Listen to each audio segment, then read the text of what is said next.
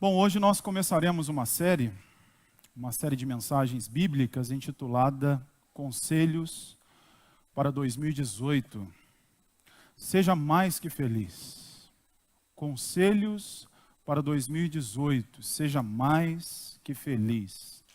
Ao longo dos domingos nós veremos conselhos bíblicos e pertinentes para o nosso coração, conselhos que nos darão uma direção exata e nos mostrarão o caminho que nós devemos trilhar.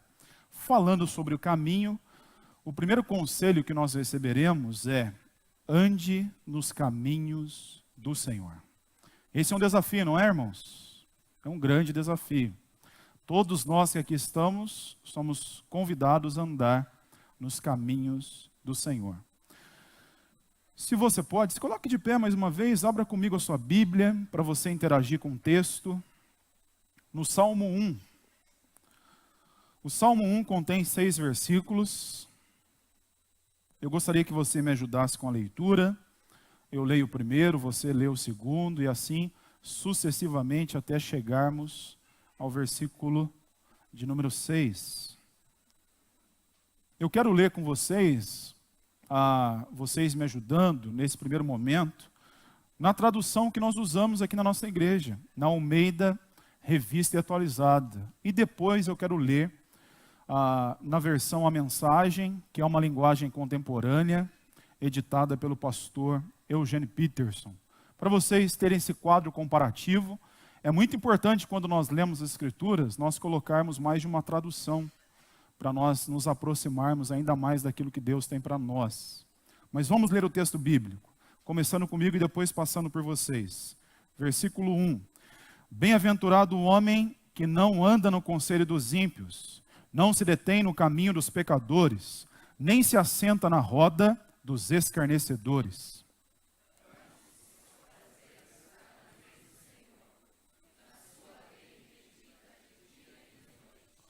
Ele é como árvore plantada junto à corrente de águas, que no devido tempo dá o seu fruto, e cuja folhagem não murcha, e tudo quanto ele faz será bem sucedido.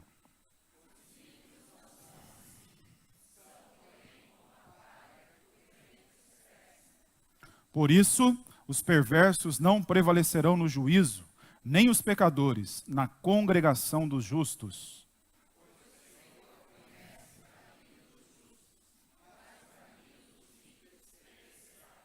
Ainda de pé, a versão A Mensagem, assim nos diz: como Deus ama você. Você não aparece no bar do pecado. Você não anda à espreita no beco sem saída. Você não frequenta a escola dos desbocados. Pelo contrário, você vibra com a palavra de Deus. Você rumina as Escrituras dia e noite. Você é como uma árvore plantada no Éden, dando frutos novos a cada mês, que nunca perde suas folhas e que está sempre florescendo. Você não é, de jeito nenhum, como os perversos, que não passam de poeira ao vento, sem defesa nos tribunais, são companhia imprópria para os inocentes. O Eterno traça o caminho que você percorre, mas o caminho que eles escolhem é uma pista escorregadia. Pode se assentar, que Deus abençoe a nossa meditação e que Deus fale conosco. Amém? Erasmo de Roterdã nos deixou um pensamento interessante. Ele falou a seguinte coisa: não há presente melhor do que receber um bom conselho. Você concorda com ele? Não há presente melhor do que receber um bom conselho. Agora, nessa semana que terminou, no dia 4, uma jovem moça americana de 26 anos de idade morreu em virtude de um câncer muito brutal. E ela deixou uma carta à sua família, aos seus amigos, concedendo à sua família e aos seus amigos conselhos para a vida. E a sua família achou por bem publicar essa carta. E a família publicou essa carta aberta no Facebook. O interessante é que eu pontuei aqui alguns conselhos que ela deu. O primeiro, pare de reclamar, viva com mais intensidade. Pare de reclamar. Esse é um hábito que muitas vezes nós temos e sutilmente nós não percebemos. Nós reclamamos da vestimenta, reclamamos do alimento. É óbvio que não estou generalizando, mas há muitas pessoas que têm esse perfil. Nós reclamamos dos bens que temos, reclamamos pois não temos aquilo que o outro tem. Nós devemos parar de reclamar. E vale ressaltar um detalhe interessante, que esse ponto negativo é bíblico. O povo de Deus reclamou e murmurou por demais enquanto caminhava em direção à terra prometida. Ela diz, valorize mais a sua família. Não são conselhos mirabolantes, são conselhos que nos apresentam aquilo que nós devemos fazer. Nós vivemos em um mundo frenético, nós trabalhamos muito, todos nós que aqui estamos conectados a redes sociais. O tempo passa com muita velocidade e muitas vezes nós não valorizamos o bem maior que nós temos no âmbito terreno, que é a nossa família. Não brincamos com os nossos filhos, com os nossos netos, não nos alegramos com a nossa esposa, com o nosso esposo, e daí por diante. Ela também fala, ande menos ansioso por coisas irrelevantes. Trabalhe isso no seu coração. Não se preocupe, não se estresse muito com o trânsito. Não tenha consigo essas preocupações pequenas e irrelevantes. Viaje mais, curta mais a vida. Viva a cada instante, porque cada instante é muito precioso para a nossa caminhada, pois nós não sabemos o dia de amanhã, não sabemos o que nos acontecerá amanhã. E há vários outros conselhos, mas a grande verdade é essa, que todos nós que aqui estamos, nós precisamos de conselhos para a nossa vida. Precisamos de um direcionamento, pois muitas vezes nós nos sentimos confusos. Não sabemos qual caminho devemos trilhar.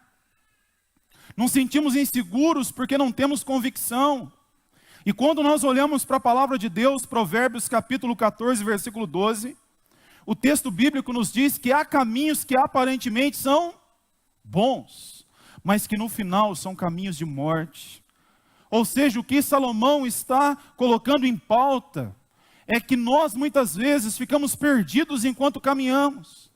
Não sabemos o caminho que devemos trilhar. E ele trabalha isso. Algumas empresas estão recorrendo ao sistema de coaching. Ou seja, aquela pessoa que vai até a empresa, que treina, que orienta, que investe um tempo ali, orientando os funcionários, trabalhando com os funcionários. E muitas vezes trabalhando não somente a parte técnica, mas também a parte emocional. Direcionando esses funcionários para que a empresa tenha um ganho produtivo. Ou seja, as empresas perceberam que os seus funcionários precisam de direcionamentos. A grande verdade é que todos nós que aqui estamos, precisamos de conselheiros, de mentores, ou seja, de pessoas maduras que certamente nos ajudarão na caminhada. Um casal mais maduro que pode nos orientar. Um jovem mais maduro que pode nos orientar. Ou seja, nós precisamos de orientação em todos os setores da nossa caminhada.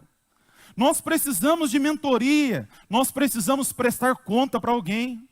Pois quando nós não prestamos conta daquilo que nós fazemos, a nossa vida começa a caminhar segundo o nosso querer, e isso é extremamente perigoso. Nós precisamos de conselheiros, precisamos de mentores. E justamente por isso, a interrogação que surge nesse momento é: você tem mentores? Você tem conselheiros na sua caminhada?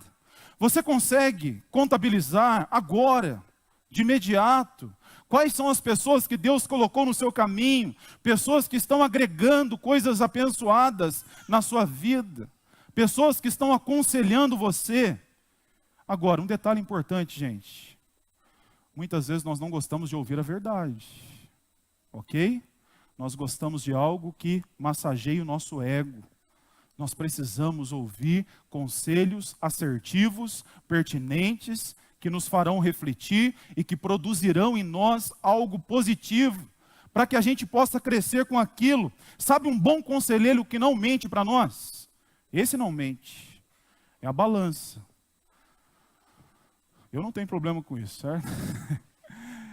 A balança, ela não mente. Quando você sobe, você está diante da verdade. E quando você desce, você está em crise. Porque você precisa fazer algo. Mas você não consegue. Isso mexe com a gente.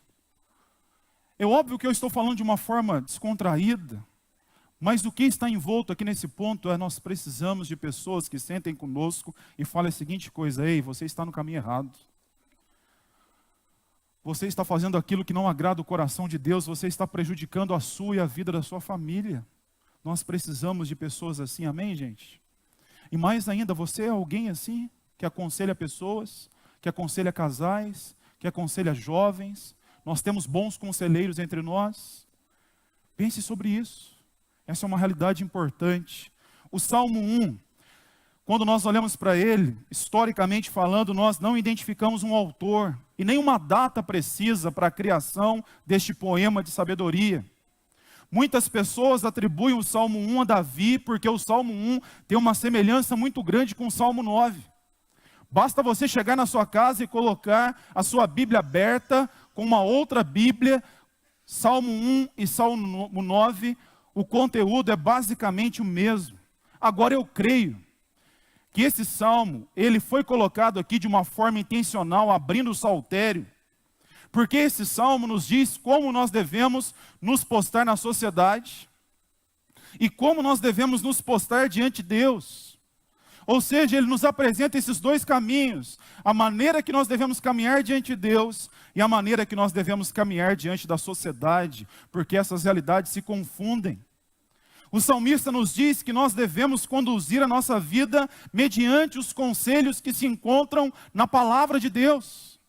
O salmista nos mostra isso de uma forma clara. E o Salmo 1 é a porta de entrada para uma casa que detém 150 orações. Porque a palavra salmo no hebraico, no original, significa oração cantada. Nós temos orações profundas para o nosso coração. E a primeira oração que nós identificamos é uma oração de sabedoria, que nos faz pensar na nossa caminhada. Olhe para o Salmo, por favor. Esse Salmo nos apresenta duas divisões. Do versículo 1 ao 3, o salmista nos apresenta a figura do justo. Quem é o justo? Aquele que teme a Deus, anda nos seus caminhos, tem um coração ensinável e obediente, entre outras realidades positivas. Ele é justo não por si próprio, mas pela graça de Deus, pela justificação de Deus. O salmista nos apresenta a vida do justo, como o justo se porta. Do versículo de número 4 ao 6, se você olhar, você identifica que o salmista nos apresenta agora a figura do ímpio. Quem é o ímpio? O ímpio é perverso. O ímpio, ele difama. O ímpio não luta contra os seus pecados. O ímpio é zombador. O ímpio não tem um coração ensinável e não submete a sua vida a Deus, entre outras realidades negativas. Portanto, o que você tem aqui? A figura do justo e a figura do ímpio. E esse salmo, ele nos ensina que para que tenhamos uma vida abençoada, nós devemos centrar a nossa caminhada em Deus. Olhe comigo o versículo 1. O versículo 1 nos ensina que feliz é aquele que não se assenta na roda dos escarnecedores, que não anda segundo o conselho dos ímpios. O versículo 1 nos diz: bem-aventurado o homem que não anda no conselho dos ímpios, não se detém no caminho dos pecadores, nem se assenta na roda dos escarnecedores. Eu gostaria de mexer um pouquinho com você. Essa expressão bem-aventurado ou feliz um homem, você encontra essa expressão aonde no Novo Testamento? Aonde? Mateus capítulo 5, quando Cristo Jesus está no Sermão do Monte, e ele fala sobre as bem-aventuranças. E qual a ideia que nós temos aqui? A ideia de uma pessoa que tem o seu coração voltado ao Senhor, um coração obediente. E a figura que nós temos é a figura da mão de Deus abençoando essa pessoa. E a expressão aqui nos diz: feliz é um homem, felicíssimo é um homem que anda nos caminhos do Senhor, que tem a sua vida pautada pelas orientações da palavra de Deus. E esse homem não se assenta à roda dos escarnecedores. Todos nós cristãos que aqui estamos, nós temos um desafio para o ano de 2018, entre muitos.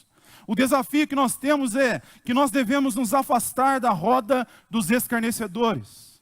E quando nós nos sentarmos na roda dos escarnecedores, nós devemos ter uma postura diferente, uma postura cristã. Cristo Jesus caminhou entre todas as pessoas, caminhou com o rico, com o pobre, caminhou com aquele que era excluído pela sociedade, mas em todas as vezes que Cristo Jesus se assentava em uma roda, ele fazia diferença pelo lado positivo. Ele influenciava as pessoas, deixando o seu legado de vida. E o salmista nos diz que nós devemos nos atinar para algo.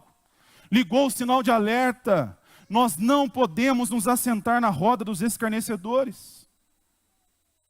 A grande questão é, aonde se encontra a roda dos escarnecedores? Gente, é triste que eu vou falar, ok? Mas a roda dos escarnecedores se encontra do lado de fora e muitas vezes do lado de dentro da igreja. A roda dos escarnecedores, ela é tomada por pessoas que vão difamar. Ela é tomada por pessoas que não vão agregar. Ela é tomada por conversas que não edificam. Ela é tomada por pessoas maldosas, por pessoas que vão concorrer contra mim e contra você. Olha, em nome de Jesus, todos nós aqui, sem exceção, nos afastemos dessa roda. Porque essa roda é destrutiva, é devastadora. Essa roda não acrescenta absolutamente nada na nossa caminhada. Ela não acrescenta bons conselhos. Talvez a pergunta que possa estar passando na sua cabeça é: mas eu convivo com pessoas que não partilham da mesma fé que eu, ok, continue convivendo. Esse é o nosso chamado mesmo. Mas conviva e faça a diferença para a honra e glória do Senhor Jesus. Sabe por quê? Nessa roda, onde pessoas são difamadas, sabe o que isso significa? Um dia, naquela mesma roda, possivelmente, eu e você seremos difamados. Essa é a dinâmica da vida. Nós devemos nos afastar dessa roda de escarnecedores, de zombadores, de pessoas que não têm a sua vida centrada em Deus. Quando nós nos assentamos e não promovemos diferença, a nossa conduta está distante daquilo que Deus tem para nós. Agora olhe comigo o versículo 4. Enquanto eu falo, me acompanhe, por favor.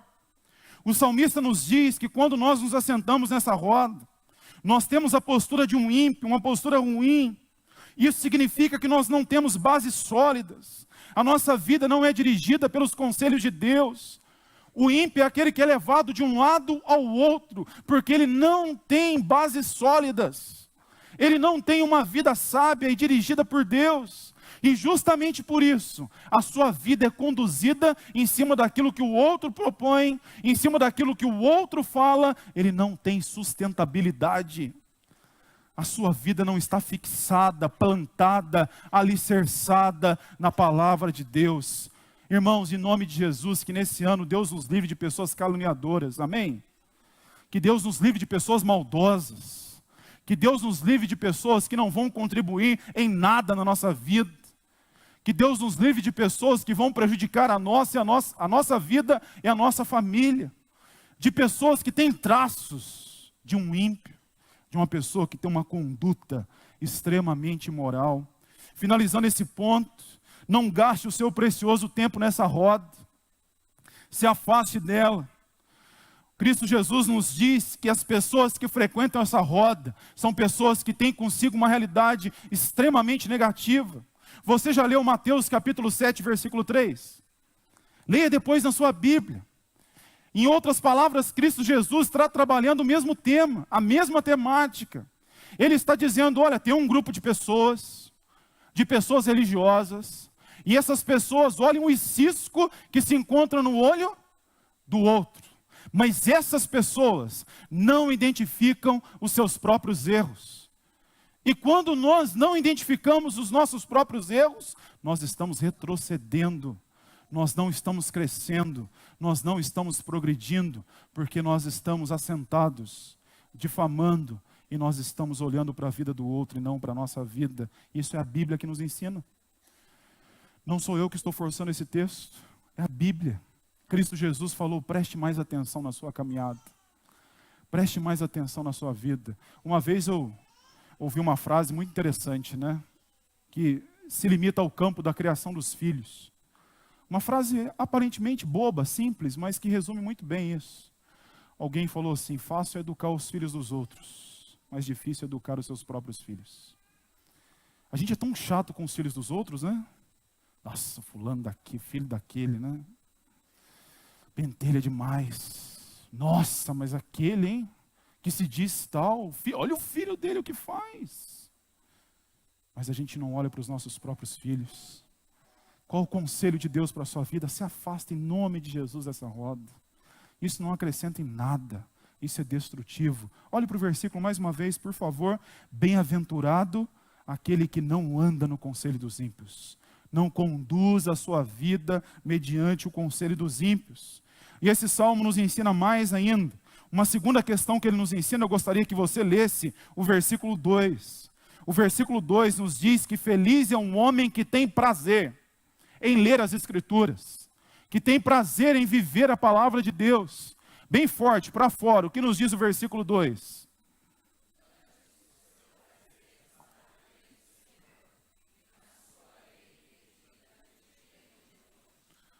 Gente, por que o salmista usa essa expressão prazer em meditar nas Escrituras? Você acordou, eu não sei como é a sua agenda, mas montando aqui uma figura. Você acordou, pegou a sua Bíblia, você se assentou em um espaço tranquilo, abriu as Escrituras, com um belo cafezinho do lado e começou a ler. 15 minutos, 25 minutos. Deus começou a falar com você, o seu coração começou a ser aquecido. Depois você ora, você entrega tudo nas mãos de Deus. Isso para os pais da igreja se chamava lectio divina, oração divina. Quando você lê um versículo, escreve aquele versículo e ora em cima daquele versículo. Você está meditando nas Escrituras. Mas para que isso aconteça, nós precisamos ter prazer. E aqui surge uma pergunta de cunho pessoal, mas responda com toda a sinceridade do seu coração. Essa pergunta cabe a mim também. Qual é o tempo que nós temos investido na leitura da palavra de Deus? Eu e você, nós lemos as Escrituras. Nós lemos muitas coisas. Nós estamos envolvidos com muitos processos. Mas muitas vezes nós não devotamos o tempo que nós precisamos lendo as Escrituras. E com isso nós não somos alimentados pela palavra de Deus. E justamente por isso muitas pessoas estão dizendo que nós estamos produzindo no Brasil uma igreja brasileira analfabeta no que diz respeito ao conhecimento das Escrituras. Nós não lemos mais a Bíblia com os nossos filhos. Nós não lemos mais a Bíblia com o nosso esposo, com a nossa esposa. Nós não reservamos um tempo em casa dizendo: olha, agora nós vamos abrir a Bíblia e vamos ler um versículo. E quando nós ouvimos essa expressão, culto doméstico, nos assusta, né? Nossa, que expressão antiga. Eu não sei qual expressão moderna seria para esse termo, mas eu sei que nós precisamos regressar ao caminho. Nós precisamos ter prazer nas Escrituras. E com isso não é uma leitura punitiva, longe disso. Mas é um alerta que nós recebemos aqui. Nós devemos ter prazer nas Escrituras. Você já leu Tiago capítulo 1, versículo 22? O que nos diz? Que nós devemos ler e consequentemente devemos praticar a palavra de Deus. Devemos viver os valores do reino de Deus, onde nós nos encontramos inseridos. Não basta ouvir pregação, não basta ler as Escrituras. Isso tudo está conectado com a nossa vivência da palavra de Deus. Olha o que Calvino nos diz referente à palavra de Deus. A Bíblia é a palavra de Deus revelada. Ela nos ensina acerca de Deus, revela o seu plano de salvação e evidencia a sua atividade na criação e sustentação do mundo. Ela nos ajuda a entender o que significa a vida sem Deus e o que o futuro nos reserva se nós nos unirmos a Ele. Nós temos que ler as Escrituras. Ela nos revela quem é Deus. ela nos revela a criação, tudo aquilo que Deus fez. Agora, na palavra de Deus nós encontramos 613 mandamentos. 613. Focamos em 10, que se resume em 2. Nós temos que amar e temos que amar o próximo. Quando nós lemos as Escrituras, nós somos convocados a amar a Deus de todo o nosso coração. E nós somos convocados a amar o próximo. Quem é o próximo? Aquele que está do nosso lado. Aquele que caminha conosco, seja no trabalho, seja na escola, seja na família. Nós temos essa incumbência, a incumbência de amar a Deus e a incumbência de amar o próximo. Interessante, uma vez, é um conto, né? Um homem estava bêbado, assentado na calçada, na porta de uma igreja. Esse homem estava muito bêbado. Saiu um jovem da igreja, aquele homem pediu ajuda para que o jovem atravessasse com ele a rua, e o jovem atravessou. E aquele jovem ajudou o homem com muito carinho, chegou no outro lado da rua, aquele senhor virou para o jovem e falou a seguinte coisa: hoje você foi o meu Jesus. Hoje você foi o meu Jesus. É óbvio que aquele jovem não era Jesus, mas ele trazia consigo os laços, a semelhança, a vida de Cristo Jesus. Quando nós abençoamos as pessoas, nós estamos levando o reino de Deus a todos. Quando meditamos e vivemos as Escrituras pela graça, temos uma vida abençoada. Olha o que o texto bíblico nos diz, olhe mais uma vez, por favor. Nós devemos ter prazer em meditar nas Escrituras dia e noite. E aqui eu quero chamar para a nossa conversa Josué. Você se lembra de Josué? Olha o desafio de Josué. Josué era o co-líder de Moisés. Moisés, um baita de um líder. Deus o escolheu a dedo para tirar o povo do Egito. Moisés saiu com o povo do Egito, com aproximadamente 600 mil pessoas.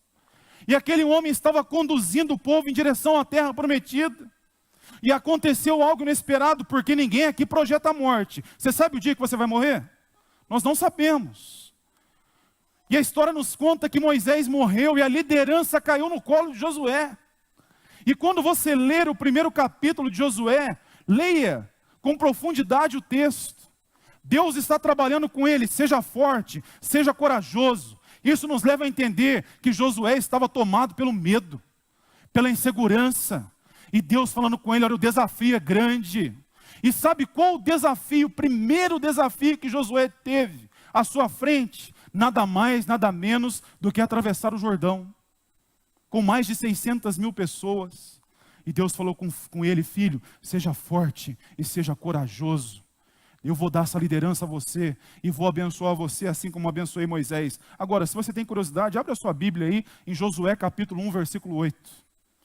Olha a chave para que Josué fosse prosperar, para que Josué tivesse uma vida abençoada. Josué capítulo 1, versículo 8. Olha o que o texto bíblico nos diz, eu vou citar para você. O texto bíblico nos diz, o próprio Deus falando com ele. Deus falando com ele, Josué, medite nas Escrituras dia e noite, para que você não saia do caminho que eu estabeleci a você. Pois assim, consequentemente, você terá uma liderança e uma vida bem, repita comigo aí, bem sucedida. Porém, para que isso aconteça, o que Deus pediu para ele, irmãos? Medite nas Escrituras. Leia as Escrituras. Volte o seu coração para a palavra de Deus. Eu sempre gosto de brincar nesse ponto, dizendo a seguinte coisa, né? Você já comprou algum aparelho que demandasse de você olhar com mais atenção para o manual? Já comprou? Creio que sim. Aí você se aventurou e foi montar, né? E lá pelas tantas deu tudo errado e você está estressado, né? Está xingando, vou voltar na loja. Olha, que aparelho, hein? Fraco. Não consigo montar. Aí lá pelas tantas você tem a ideia, eu vou olhar onde, gente? No manual. Aí você olha no manual, está tudo fácil, onde você tem que colocar o parafuso, onde você tem que fixar na parede, a estrutura que você tem que colocar, guardadas as devidas proporções. Sabe por que nós erramos e erramos muito na nossa caminhada? Porque nós não consultamos o que, gente? Nós não consultamos o manual de vida, que é as Escrituras. nós não consultamos como nós deveríamos consultar a palavra de Deus. Nós não investimos tempo.